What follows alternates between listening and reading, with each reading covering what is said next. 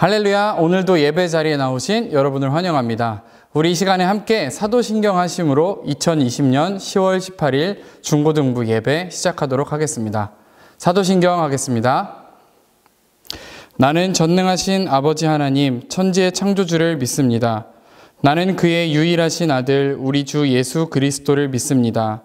그는 성령으로 잉태되어 동정녀 마리아에게서 나시고 본디오 빌라도에게 고난을 받아 십자가에 못 박혀 죽으시고 장사된 지 사흘 만에 죽은 자 가운데서 다시 살아나셨으며 하늘에 오르시어 전능하신 아버지 하나님 우편에 앉아 계시다가 거기로부터 살아있는 자와 죽은 자를 심판하러 오십니다. 나는 성령을 믿으며 거룩한 공교회와 성도의 교제와 죄를 용서받는 것과 몸의 부활과 영생을 믿습니다. 아멘. 우리가 이 시간 함께 찬양할 텐데요. 여러분이 속하신 그 자리에서 기쁨으로 주님께 감사의 예배 올려드렸으면 좋겠습니다. 할렐루야.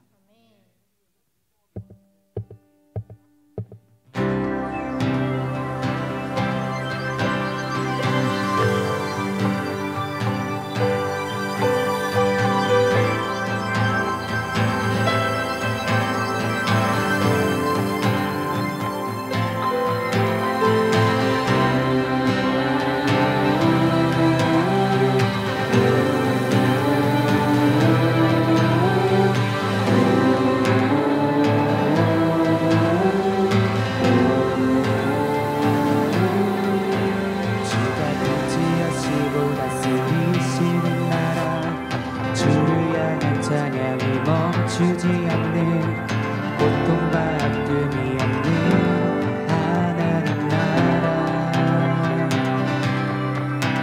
먼저 그의 나라와 그의 의를 구할 때 모든 것 더하리라 말씀하신 주 세상 염려 내려놓고 주께 경배해 만왕의 왕 되신 예수여 내 안에 임하소서 주의 나라 내게 임할 때 나 외쳐 선포해 하나님의 나라 내 안에 임으소서 주가 다스리시는 그 나라 주의 나라 임할 때 모든 두려움 사라져 내 안에 주의 나라 세우시네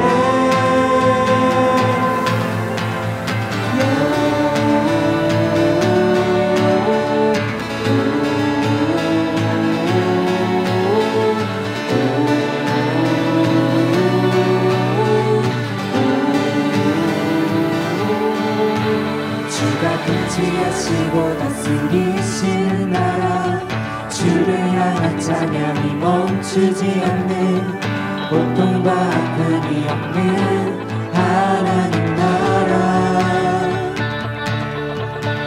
먼저 그의 나라와 그의 의를 구할 때 모든 것 더하리라 말씀하신 주 세상 염려 내려놓고 주께 경배해 만왕의 왕 되신 예수여 내 안에 임하소서 주의 나라 내게 임할 때 나 외쳐 선포해 만왕의 왕 되신 예수여 내 안에 임하소서 주의 나라 내게 임할 때 나 외쳐 선포해 하나님의 나라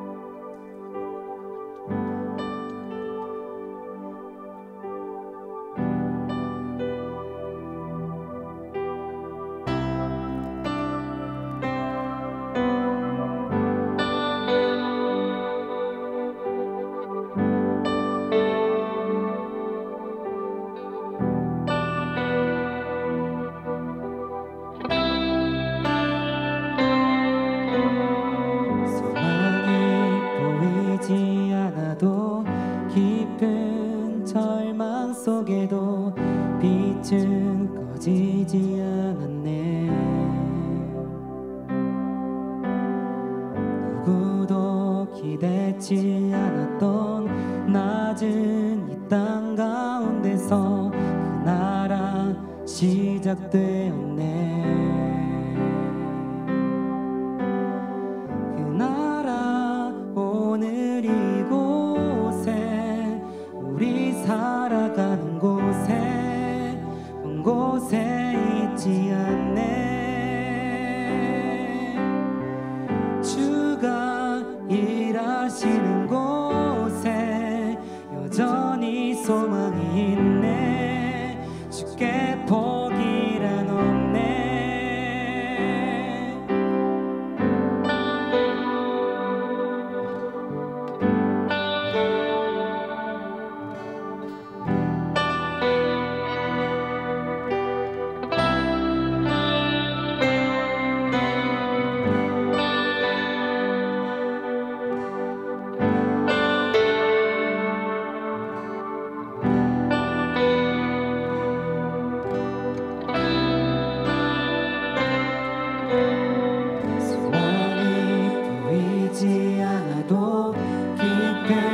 절망 속에도 빛은 꺼지지 않았네.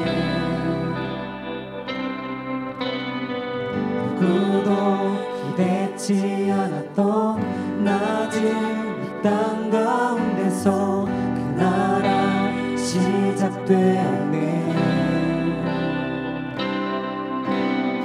소망이 보이지 않아도 깊은 절망 속에도 빛은 꺼지지 않았네. 누구도 기대치 않았던 낮은 땅 가운데서 그 나라 시작되었네. 그 나라 오늘 이곳에 우리 살아가는 곳에 먼 곳에 있지 않네. 주가 일하시는 곳에 여전히 소망이 있네.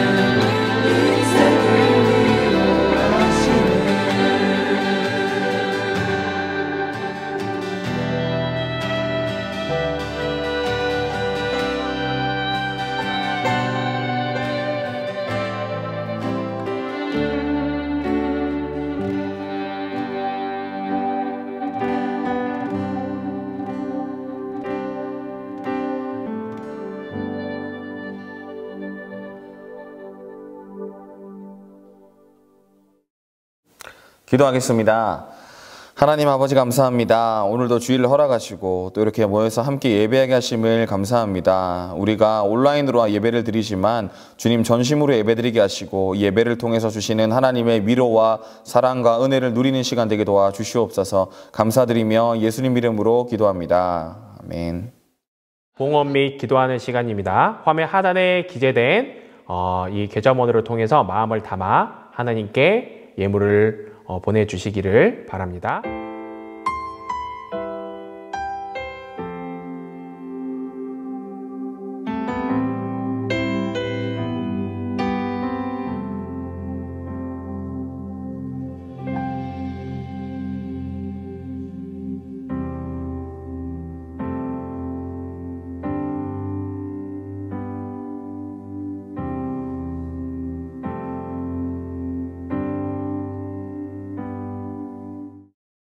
드린 예물 위해서 기도하겠습니다. 하나님 아버지, 저희들이 하나님 앞에 나올 때 귀한 예물을 가지고 나왔습니다. 이 예물만 드리는 것이 아니라 우리의 마음도 함께 드립니다. 받아 주시옵소서. 이 예물이 쓰이는 곳곳마다 그리스도의 향기로 사람을 살리는 귀한 예물 되게 도와 주시옵소서. 감사드리며 예수님의 이름으로 봉헌 기도합니다. 아멘. 사랑하는 중고등부 여러분 반갑습니다. 오늘 여러분들과 함께 나눌 말씀의 제목은 열매 맺지 못하는 믿음입니다. 열매 맺지 못하는 믿음. 오늘 이게 무슨 말씀인지 함께 살펴볼 때 성경 본문 마가복음 11장 12절에서 14절 그리고 20절에서 22절 함께 읽도록 하겠습니다. 이튿날 예수님과 제자들이 베다니에서 출발하여 오는 길에 예수님께서 배고픔을 느끼셨습니다. 멀리서 잎이 무성한 무화과 나무를 보시고 거기에서 열매를 얻으려고 다가가셨습니다. 그러나 무화과는 없고 잎사귀만 무성할 뿐이었습니다. 그것은 아직 무화과가 열릴 때가 아니었기 때문입니다. 예수님께서 나무에게 말씀하셨습니다. 다시는 아무도 내 열매를 먹지 못할 것이다. 제자들이 이 말씀을 들었습니다. 아침에 지나가다가 제자들이 무화과 나무가 뿌리부터 말라버린 것을 보았습니다. 베드로가 생각이 나서 예수님께 말했습니다. 선생님 보세요. 저주하셨던 무화과 나무가 말라 죽어 있습니다. 예수님께서 대답하셨습니다. 하나님을 믿어라. 아멘. 네, 반갑습니다. 오늘도 이렇게 예배 자리를 잊지 않고 나오신 여러분들을 모두 진심으로 환영합니다. 여러분들을 하나님께서 기뻐하십니다. 오늘 말씀의 제목은 열매 맺지 못하는 믿음입니다. 열매 맺지 못하는 믿음. 그렇다면 여러분, 열매 맺는 신앙이란 무엇일까요? 여러분은 어떤 신앙을 좋은 신앙, 그리고 또 어떤 신앙을 나쁜 신앙이라고 이야기하시나요? 전도사님은 지금 올해로 31살인데요. 아무래도 이제 주변 친구들이 결혼을 했거나 이제 결혼을 생각하고 있는 시기입니다. 그러다 보니까 주변에서 아직 이성 친구가 없는 친구들에게는 소개팅을 해주겠다는 이야기들이 많이 왔다 갔다 합니다. 그런데 이렇게 서로 소개를 할 때 꼭 주고받는 질문들이 있습니다. 그건 뭐냐면, 혹시 그 사람은 믿음이 좋니? 그 사람 신앙 좋은 사람이야? 이런 질문들을 하게 됩니다. 그러면 대답하죠. 그 친구 믿음 좋아. 그 친구 아주 신앙 좋아.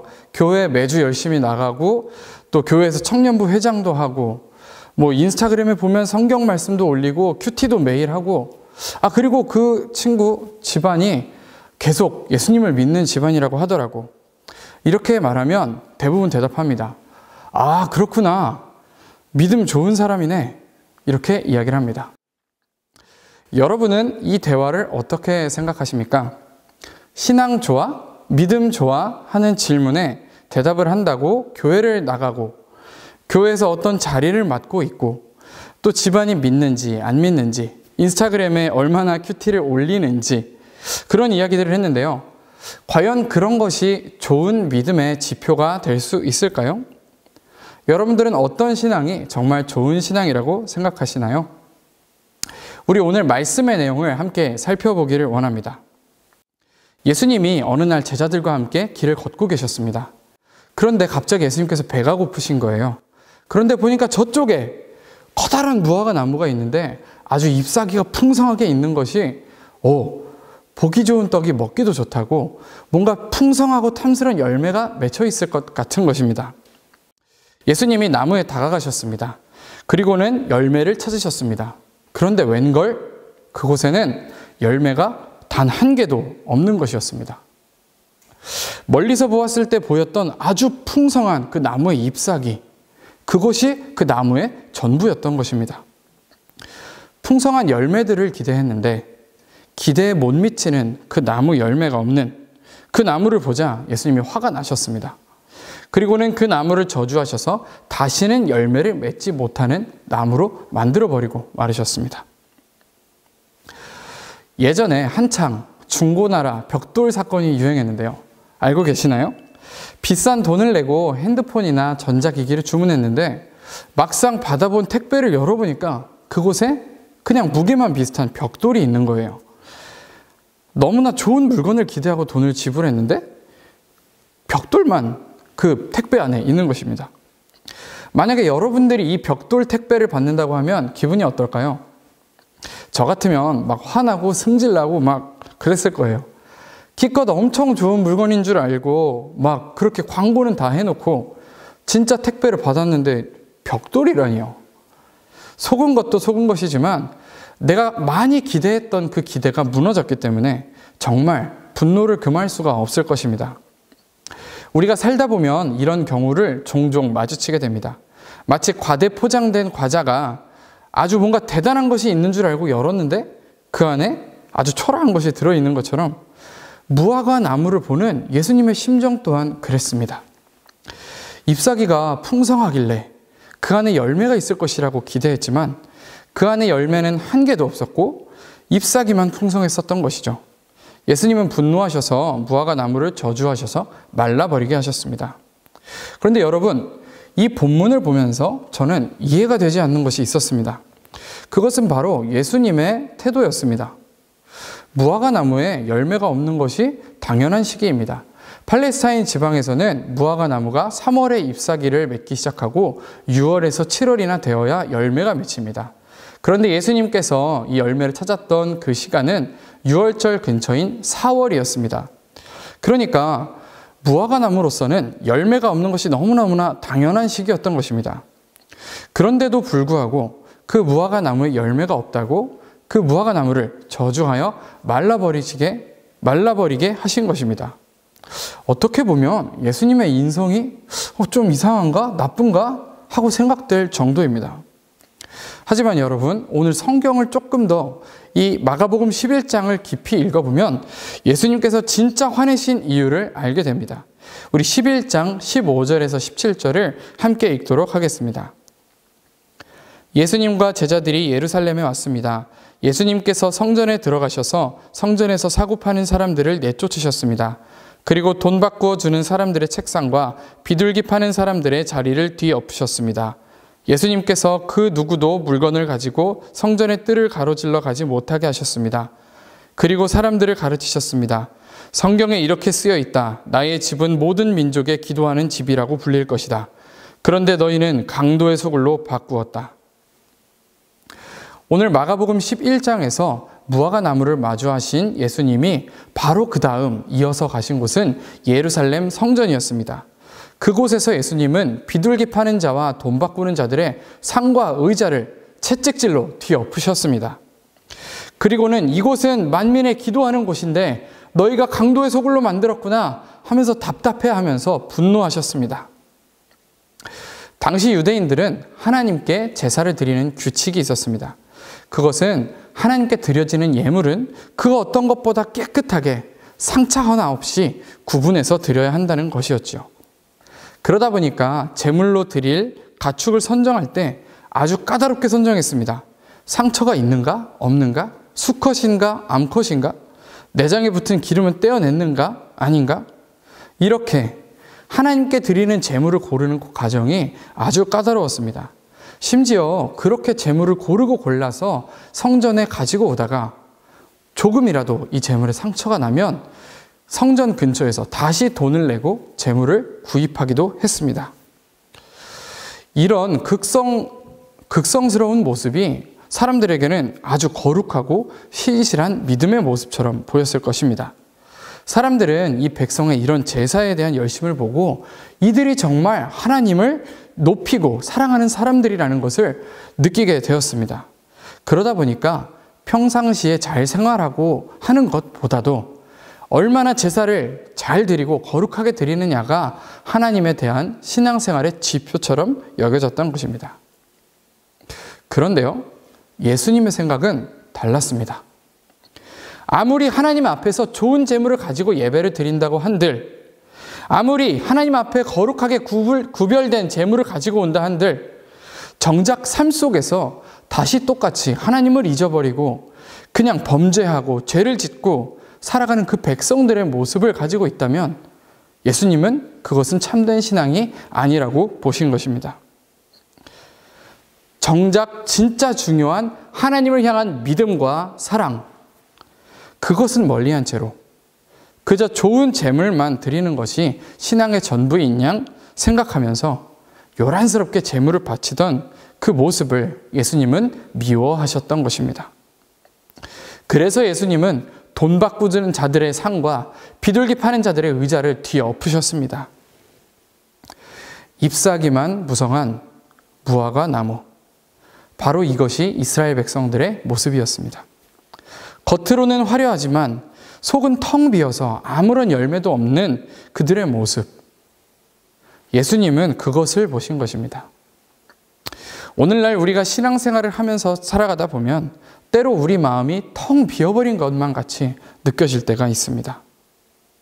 나름대로 내가 성경도 읽고 나름대로 큐티도 하고 나름대로 열심히 온라인 예배 드리고 규칙적으로 주님 앞에 나아가는데도 뭔지 모르게 내 마음이 공허합니다. 어린 시절부터 부모님을 따라 교회를 다녔는데 헌금도 정말 많이 했고 교회 생활을 하면서 내가 봉사를 하기도 했는데 이상하게 뭔가 모르게 내 신앙의 모습에는 깊이가 없는 것 같은 그런 느낌이죠. 오늘 성경 본문이 말하고 있는 무화과 나무의 모습, 그것은 단지 이스라엘 백성만의 모습이 아니라 어쩌면 오늘을 살아가고 있는 우리의 신앙의 모습일지도 모릅니다. 겉으로만 신앙 좋은 척, 믿음 좋은 척, 스스로까지 속여가는 신앙의 모습입니다. 내가 이 정도 성경 읽었으니까 됐지. 내가 그래도 매주일 예배를 드리니까 됐지. 그래도 내가 헌금을 해온 게 얼만데 라고 생각하면서 스스로를 속이는 신앙의 모습들입니다. 마치 잎사귀만 가득한 무화과 나무처럼 말입니다. 여러분 계신 자리에서 함께 따라 하시기를 원합니다. 하나님은 중심을 보는 분입니다. 시작. 하나님은 중심을 보는 분입니다. 사무엘상 16장 7절입니다. 사람은 외모를 보거니와 나 여호와는 중심을 보느니라. 사람들은 화려하고 무성한 그 잎사귀만을 보지만 예수님은 가까이 오셔서 열매를 살피시는 분이십니다. 얼마나 주변 사람들에게 칭찬을 받느냐, 얼마나 주변 사람들이 나를 신실한 기독교인이라고 칭찬해 주느냐와 상관없이 그것이 중요하지 않게 예수님은 생각하십니다. 코람데오라는 말이 있습니다. 하나님 앞에서라는 말입니다. 정말 나와 하나님과의 그 1대1 관계에서 내가 진정으로 하나님을 향한 믿음이 있는가? 내가 정말 하나님을 향한 사랑이 있는가? 그것이 중요한 것입니다. 하나님은 우리의 중심을 보시는 분입니다. 그러니까 절대로 숨길 수도 없고 숨겨지지도 않고 포장할 수도 없고 꾸며댈 수도 없는 그 모습을, 그 중심을 우리 하나님께서 오늘 보시기를 원하십니다. 오늘 우리 마음의 중심에 진정으로 하나님을 향한 믿음을 갖는 우리 모두가 되기를 소원합니다. 베드로는 예수님께 무화과 나무가 뿌리까지 말라버렸음을 이야기합니다. 그런 베드로에게 예수님은 약간 엉뚱한 대답을 하십니다. 21절, 22절입니다. 베드로가 생각이 나서 예수님께 말했습니다. 선생님 보세요. 저주하셨던 무화과 나무가 말라 죽어 있습니다. 예수님께서 대답하셨습니다. 하나님을 믿어라. 여러분, 베드로는 무슨 마음으로 예수님께 무화과 나무가 죽은 것을 이야기했을까요? 아마 그것은 전날 예수님께서 행하신 그 행동에 대한 설명을 요청드리는 것이었을 겁니다. 예수님, 왜 갑자기 저 무화과 나무에 다시는 열매 맺지 못할 것이라고 저주하셔서 말라 비틀어 죽게 하셨습니까? 예수님, 이게 무슨 뜻입니까? 대체 왜 그러신 겁니까? 라는 의미가 그 질문에 담겨 있었을 것입니다. 그런데 예수님의 대답은 약간 엉뚱하게도 하나님을 믿으라 라는 것입니다. 우리나라 속담에 빈수레가 요란하다 라는 속담이 있습니다. 엄청 무언가 가득 채워져 있는 것 같이 덜컹덜컹하지만 정작 안을 들여다보면 그 안은 텅 비어서 아무것도 없다는 것입니다. 고린도전서 13장에도 비슷한 이야기가 있죠. 내가 천사의 말을 할지라도 사랑이 없으면 울리는 꽹과리가 된다. 천사가 이야기할 법한 아름다운 말로 대화를 할지라도, 그 아름다운 표현과 목소리로 무슨 말들을 할지라도 그 안에 사랑이 없이 말하는 것은 그저 소음에 불과하다. 듣기 힘들고 듣기 싫은 소리가 되고 만다는 것입니다. 오늘 본문에 나왔던 화려하고 풍성하지만 정작 안에는 텅 비어 있던 무화과 나무. 화려한 허리의 허직으로 하나님을 향한 제사를 준비했지만 그 마음의 중심은 텅 비어 있었던 이스라엘 백성들의 모습. 예수님은 텅 빈 그 곳에, 텅 비어버린 그 안에 하나님을 향한 믿음을 채워 넣으라는 것입니다. 정말 산을 옮길 만한 그 커다란 능력이 하나님께 있음을 굳게 믿는 그 믿음을 가지고 하나님을 향한 진정한 경외심과 두려움과 사랑으로 하나님 앞에 나아가라는 것입니다. 오늘날 우리도 우리의 믿음을 위해서 하는 행동들이 많이 있습니다. 매일같이 큐티를 하기도 하고 이렇게 매주일 하나님 앞에 나와 온라인 예배를 드리기도 합니다. 헌금을 꼬박꼬박 잊지 않고 드리기도 하고 맡겨진 일에 봉사하며 최선을 다하기도 합니다. 주변 사람들과 말씀을 나누기도 하고 나의 SNS에 나의 신앙을 표현하기도 합니다. 하지만 남에게 보이는 그런 많은 것들 말고, 그런 것들 말고 정말 너의 안에 중심에 하나님을 향한 믿음과 그 사랑이 있어야 한다는 것입니다.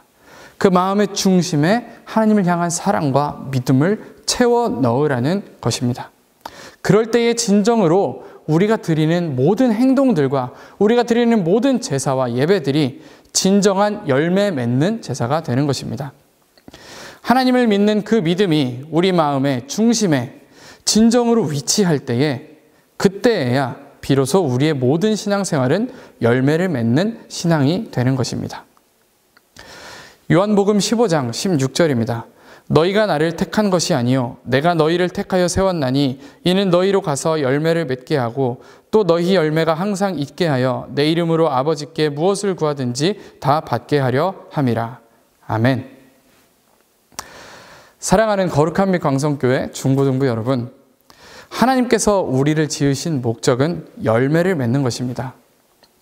그저 잎사귀만 풍성하게, 그저 보기만 그럴듯하게, 아주 신실하고 신앙 좋은 크리스찬인 것처럼 모양만 그렇게 보이는 것이 아니라 정말 그 안에 산을 옮길 만한 능력이 있는 그러한 하나님을 믿는 그 믿음이 가득한 여러분들이 되시기를 소원합니다. 믿음이 없이는 하나님을 기쁘시게 할 수 없습니다. 오늘 이 시간부터 나의 모든 신앙생활의 중심에 다시 한번 하나님을 모시고 진정한 예배를 드리는 우리 모두가 되기를 간절히 소원합니다. 우리 시간에 함께 기도하겠습니다. 사랑이 많으신 하나님, 믿음이 없이는 하나님을 기쁘시게 할 수 없음을 믿습니다. 주님, 우리 마음속에 텅 빈 중심에 하나님 향한 믿음과 사랑을 채워 넣기 원합니다. 믿음으로 하나님 앞에 나아갈 때에 정말로 주님 앞에서 열매를 맺는 우리 중고등부 모든 사람들 될 수 있도록 주님 이끌어 주세요. 또한 우리 주변에 어려워하고 힘들어하는 이웃들에게 우리에게 충만한 그 하나님의 사랑을 전할 수 있는 우리 모두 될 수 있도록 주님 이끌어 주세요. 예수님의 이름으로 기도드립니다. 아멘. 우리 주기도문함으로 예배 마치겠습니다. 하늘에 계신 우리 아버지, 아버지의 이름을 거룩하게 하시며 아버지의 나라가 오게 하시며 아버지의 뜻이 하늘에서와 같이 땅에서도 이루어지게 하소서. 오늘 우리에게 일용할 양식을 주시고 우리가 우리에게 잘못한 사람을 용서하여 준 것 같이 우리 죄를 용서하여 주시고 우리를 시험에 빠지지 않게 하시고 악에서 구하소서. 나라와 권능과 영광이 영원히 아버지의 것입니다. 아멘.